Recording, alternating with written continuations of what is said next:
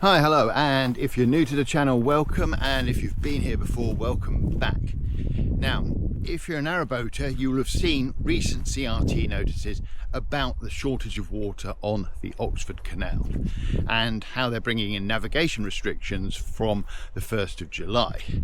Please check the CRT website to see what's actually going on now. Now, I was wondering about this because last few days I've been coming through this sort of Oxford summit, the pound that's causing all the concerns, the 11 miles at the top, and I wondered just how bad it was. So this is where I'm currently moored up, which is the Cropredy Marina on the Oxford Canal, and over the last few days I've been backwards and forwards across the Oxford summit.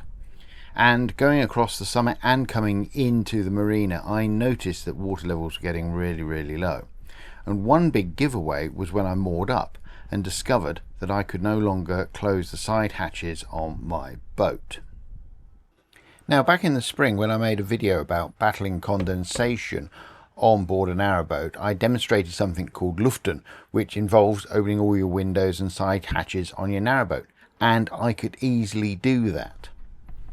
However, when I came back from my recent cruise, I discovered that I could no longer open my side hatch when I was moored up at exactly the same spot as I was earlier in the spring. Since the Oxford Canal was built, it has always suffered from water shortages, and this has been a particularly dry spring. The CRT says we haven't had such a dry spring for 70 or 80 years. Now, the Oxford Canal has 3 reservoirs that feed it water, plus a number of sort of small springs. So I decided to go and have a look at the reservoirs to see what was going on. The first reservoir I visited was the Wormleighton Reservoir.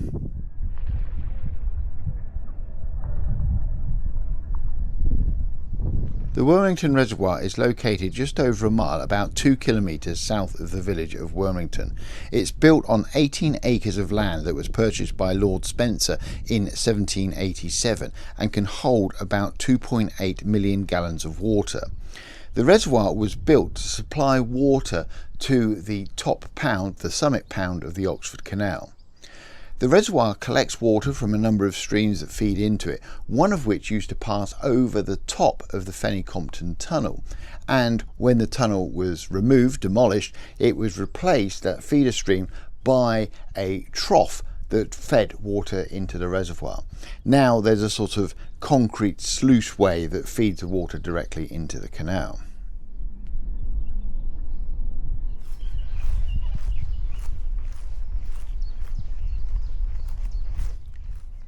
The reservoir is beautiful. It's a stunning place to walk around.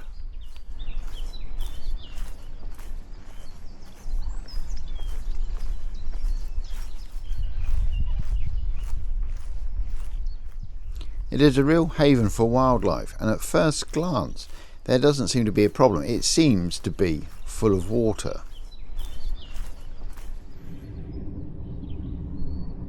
However, if you get down low and start to look at the banks, you notice that the water is some 3 to 4 feet below where it should be. There is a clear section of mud. I couldn't help but admire the place as a nature reserve. It was full of life. There were lots of ducks, I saw some heron, there were swans, there were some geese around, lots of dragonflies and lots of insects.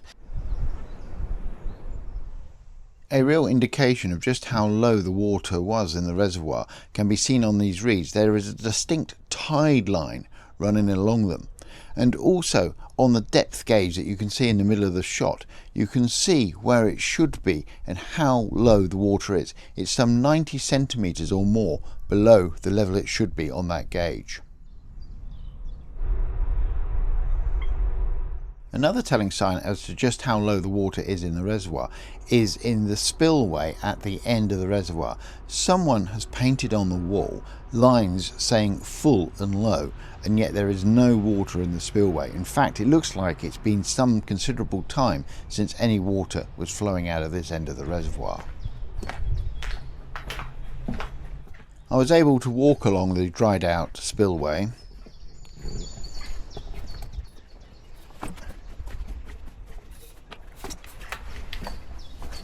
to the gate and channel at the end. The channels here exit into the Oxford Canal. It's surprising how close the Wormleighton Reservoir is to the Oxford Canal. In fact, it's only a short walk from the canal to the top of the dam of the reservoir.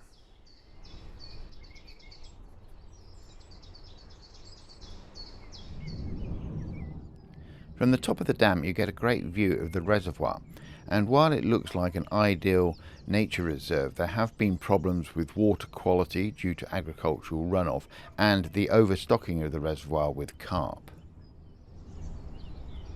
Someone I met on the towpath said that there was a problem with the reservoir in that it had leaked in 2014 or 2015 and could no longer be filled to capacity. However, I can find no record of this leak online. It is possible to walk around about 2/3 of the reservoir. However, on the northern side of the reservoir there is no path, and I had to go up into the farmers' fields. Going up into the fields was quite telling because you could see the cracks in the soil. I couldn't believe how big and deep some of them were. If I dropped my phone in one, how would I get it out?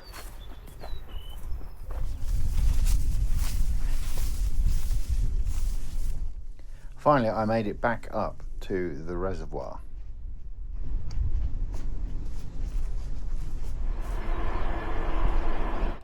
The reservoir is rather spectacular. It's a beautiful sight. It's just worrying to see it with its water level so low.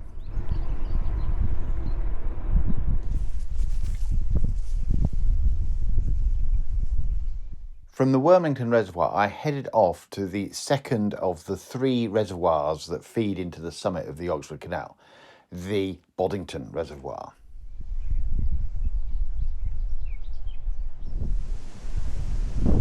Having seen no one at the Wormleighton Reservoir, I was surprised that when I got to the Boddington Reservoir, there seemed to be a lot of people around. There were a lot of cars and vans in the car park. The reservoir was a short walk from the car park.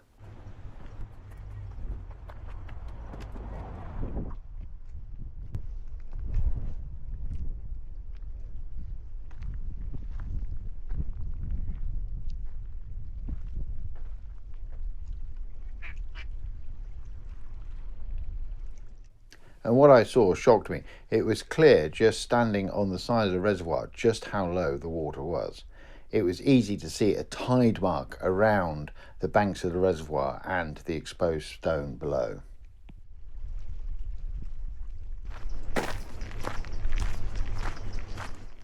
The Boddington Reservoir covers about 60 acres and was built by the Oxford Canal Company in 1805. It feeds water into the Oxford Canal and also into the Grand Union Canal.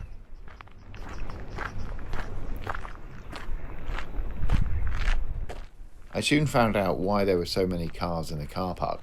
There was a fishing match on. I've never seen so much fishing equipment in one place.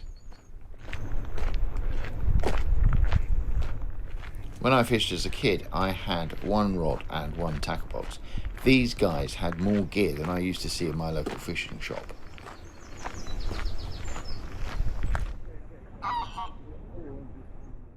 As I walked around the reservoir, I spoke to a few dog walkers, and they said they'd never seen the reservoir this low this time of year. They also pointed me to what they called the beach at the end of the reservoir and said that it's normally not this visible.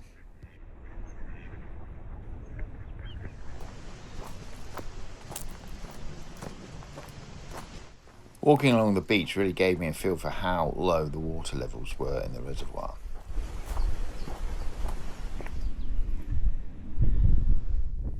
At the southern end of the reservoir I found the reservoir dam and the spillway.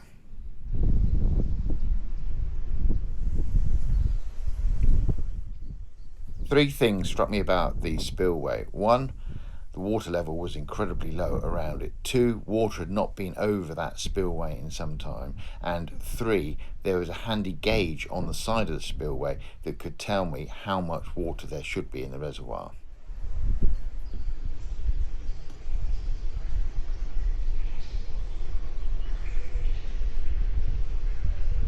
That was one dry spillway. I wonder when it was last in use.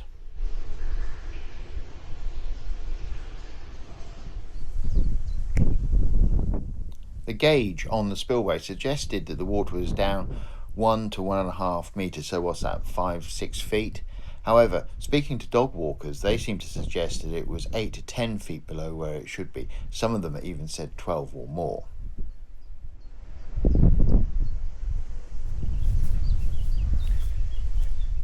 From the top of the dam, I walked down to where the feeder channels take water from the reservoir to the Grand Union and Oxford Canals. And there was a pleasant surprise.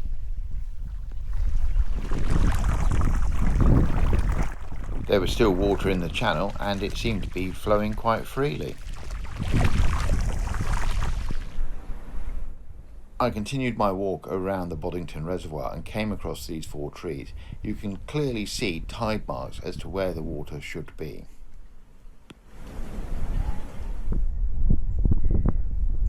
One of the most distressing and disturbing things I saw on my walk around the Boddington Reservoir was the main feeder channel at the northern end of the reservoir.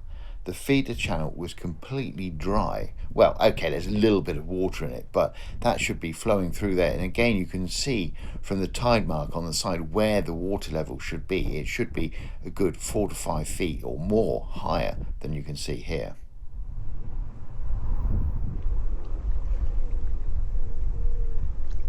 The Boddington Reservoir was clearly very short of water.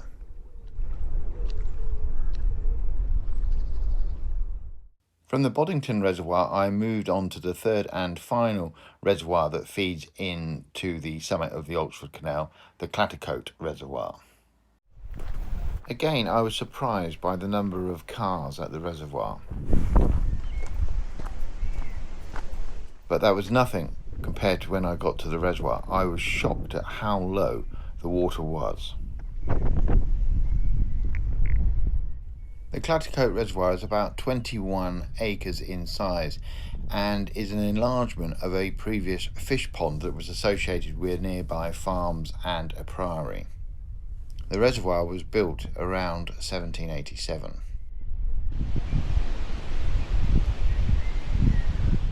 Again, I was shocked at how low the water was, and some nearby fishermen told me it was a good 10 to 12 feet below where it should be.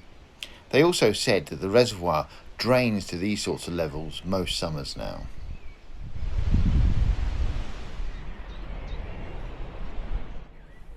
Of the 3 reservoirs I visited, the Clattercote Reservoir was by far the worst for water levels. The Spillway clearly hadn't been in use for months.